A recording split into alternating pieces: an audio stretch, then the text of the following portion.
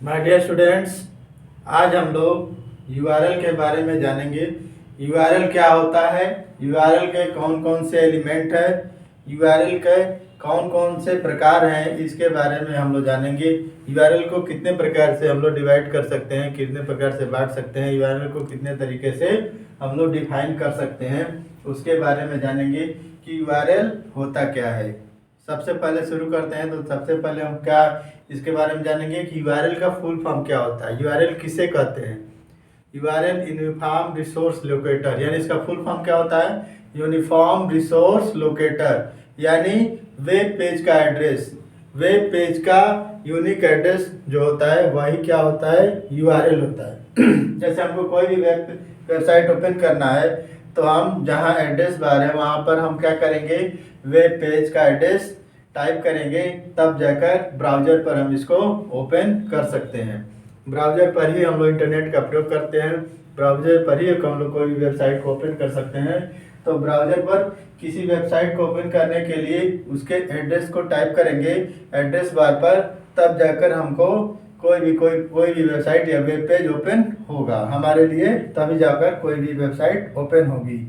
अब इसके देखते हैं कि इसको एलिमेंट कौन कौन से हैं, इसके कौन कौन से बेसिक एलिमेंट है। सबसे पहले है HTTP या HTTPS, दोनों में से कोई एक, HTTP या HTTPS दोनों में से कोई एक हम लोग इसमें से देखते हैं। यानी HTTP का फुल फॉर्म क्या होता है, हाइपर टेक्स्ट ट्रांसफर प्रोटोकॉल।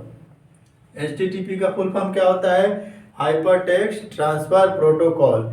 सबसे पहले यह निर्धारित किया जाता है कि किस प्रोटोकॉल के तहत हम कोई भी कार्य यानी कोई भी वेबसाइट कैसे ओपन होगी, किस प्रोटोकॉल के तहत ओपन होगी, उसको क्या कहेंगे, HTTP। अगर यहाँ पर S लग गया तो इसको क्या मानेंगे, HTTP सिक्योर, S से क्या हो जाएगा, सिक्योर हो जाएगा। ठीक है, तो ये क्या है, यह एक प्रोटोकॉल है जिसके तहत हम वेबसाइट को ओपन करते हैं। दूसरा क्या है, www यानी world wide web.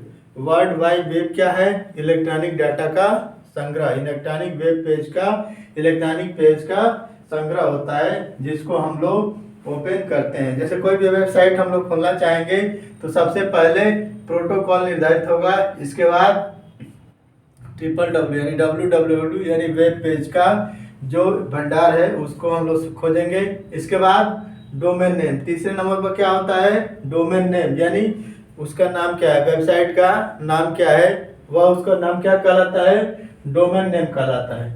Domain extension, domain extension का मतलब कि वह किस प्रकार के एक्सटेंशन से जुड़ा हुआ है, यानी .com है, .org है, .in है, किस तरह का एक्सटेंशन उसके साथ जुड़ा हुआ है। इसके बाद रिसोर्स पाथ, यानी पाथ क्या है, इसके बाद वेबसाइट का पाथ क्या है, वह इसमें क्या है, एक उसका और एलिमेंट होता है। इसके बाद पैरामीटर, यदि कोई चीज़ हम लोग क्वेरी करना चाहते हैं तो कौन से पैरामीटर पर हम लोग क्वेरी करेंगे, इसको हम लोग टाइप करते हैं, या जब हम कोई भी लिंक ओपन करते हैं तो पैरामीटर से वो लिंक ओपन हो जाता है। तो यूआरएल के कौन कौन से एलिमेंट हैं, HTTP या HTTPS, www या डोमेन नेम, इसके बाद डोमेन एक्सटेंशन, रिसोर्स पाथ और पैरामीटर।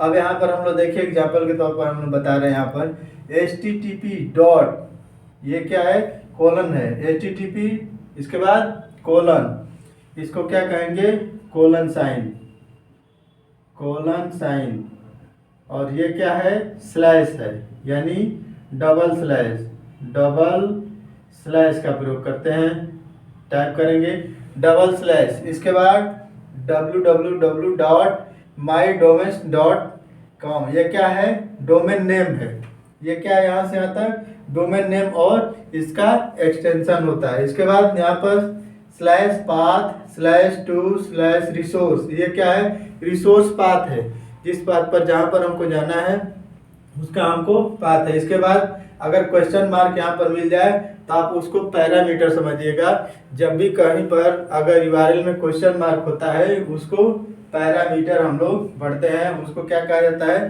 पैरामीटर। अब इस पैरामीटर पर ये क्वेरी हमको करना है, ठीक है। जैसे मान लीजिए कोई हमको रिजल्ट अगर अपना शो करना है तो हम क्या करेंगे,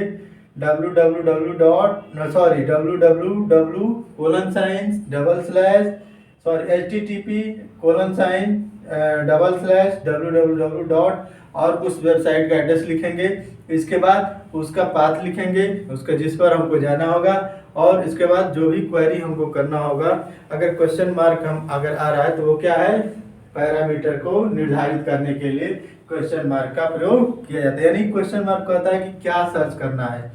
ठीक है, तो यहाँ पर मैंने आपको क्या बताया, ये पूरे यूआरएल के पार्ट को बताया। पहला पार्ट क्या है, प्रोटोकॉल का निर्धारण। तो कौन से प्रोटोकॉल से होगा, डोमेन नेम और उसका एक्सटेंशन। इसके बाद रिसोर्स पाथ, इसका पाथ क्या है, और क्वेरी, यानी उसमें क्या क्वेरी करना है, ये यहाँ पर हम लोग डिसाइड करेंगे, तब जाकर हमारा एक यूआरएल कंप्लीट होगा। इसके बाद इसमें एक और पॉइंट है कि यूआरएल कितने प्रकार के होते हैं। यूआरएल जनरली दो प्रकार के ही होते हैं। एक होता है एब्सोल्यूट यूआरएल, एब्सोल्यूट, और दूसरा होता है रिलेटिव यूआरएल। एब्सोल्यूट यूआरएल क्या होता है, यह किसी पर डिपेंड निर्भर नहीं होता है, यह डायरेक्ट कार्य करता है, या निर्भर किसी पर नहीं होता है। इसका सिंटेक्स क्या है, स्कीम मतलब प्रोटोकॉल, किस प्रोटोकॉल पर होगा। इसके बाद :/ सर्वर, यानी सर्वर का मतलब कि जो भी आपका डोमेन नेम है वो यहाँ पर रहेगा, पाथ और रिसोर्स। इस तरह का अगर कोई यूआरएल है तो वह क्या है, एब्सोल्यूट यूआरएल है, उसमें वह किसी पर डिपेंड नहीं है, वह किसी पर निर्भर नहीं होता है। दूसरा क्या है, रिलेटिव यूआरएल। रिलेटिव यूआरएल का मैंने यहाँ पर एग्जांपल टाइप किया है, लिखा है http://mydomain.com/html/about.html, यानी अगर आपके वेब पेज में अबाउट नाम का कोई अगर वहाँ पर मेनू है, उसको ओपन करना है, आपको इतना पाथ टाइप करना पड़ेगा, तब जाकर वह क्या होगा, रिलेटिव यूआरएल ओपन होगा। यानी अगर इतना हम करेंगे तो होम पेज आपका ओपन होगा। अगर हमको होम पेज के अलावा भी अगर कोई दूसरा पेज ओपन करना है तो हमको यहाँ पर अगर अबाउट का प्रयोग करना है तो हम यहाँ पर अबाउट को HTML टाइप करेंगे तो अबाउट HTML ओपन हो जाएगा। या अबाउट पर क्लिक करेंगे तो जब जो आपका एड्रेस बार है उस पर about.html शो करने लगेगा। यानी यहाँ पर ये जो यूआरएल है ये रिलेटिव है, यानी किसी न किसी पर डिपेंड है, या किसी न किसी फाइल पर, डायरेक्टरी पर डिपेंड है।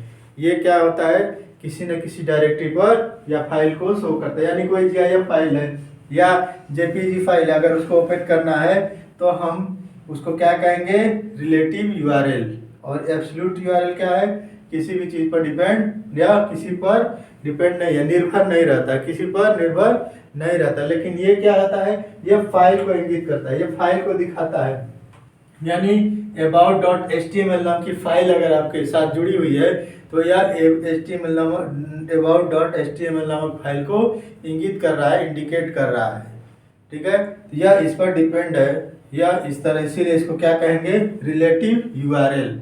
ठीक है, तो यूआरएल दो प्रकार के हैं, एब्सोल्यूट यूआरएल और रिलेटिव यूआरएल। यूआरएल क्या होता है, किसी भी वेब पेज का एक एड्रेस होता है जिससे किसी वेब पेज को लोकेट किया जाता है, जिसका फुल फॉर्म है यूनिफॉर्म रिसोर्स लोकेटर। इसके एलिमेंट होते हैं HTTP या HTTPS, www और डोमेन नेम।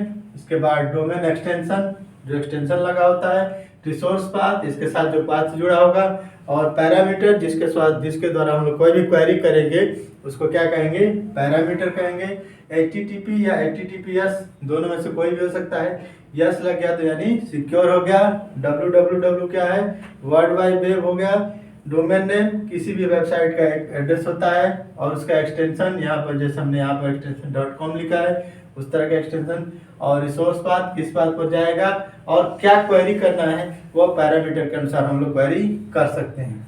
यहाँ पर आप एग्जांपल के तौर पर देख लीजिए, http://www.mydomain.com, ये क्या है, यहाँ से यहाँ तक ये क्या है, प्रोटोकॉल है। किस प्रोटोकॉल के तहत वेबसाइट का एड्रेस ओपन होगा। इसके बाद domain name, extension, resource path और क्वेरी। इसके बाद इसके प्रकार में देखते हैं, इसके प्रकार कितने हैं, एब्सोल्यूट यूआरएल और रिलेटिव यूआरएल।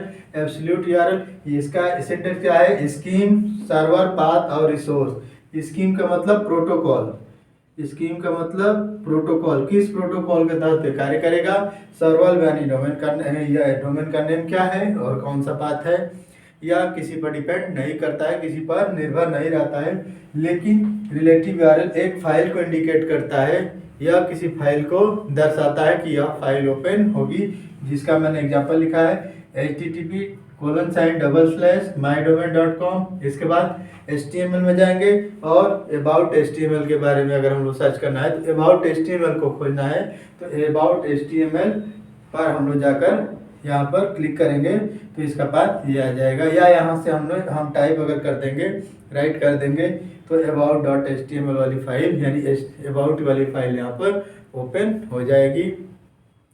तो आज के वीडियो में इतना ही। मैंने आपको यूआरएल और उसके एलिमेंट्स तथा उसके प्रकार के बारे में बताया। उम्मीद करता हूँ कि वीडियो आपको पसंद आए। अगर वीडियो पसंद आए तो आप इसको लाइक करिए और सब्सक्राइब नहीं किए हैं चैनल को तो तुरंत सब्सक्राइब करिए। आज की वीडियो में इतना ही। Thank you.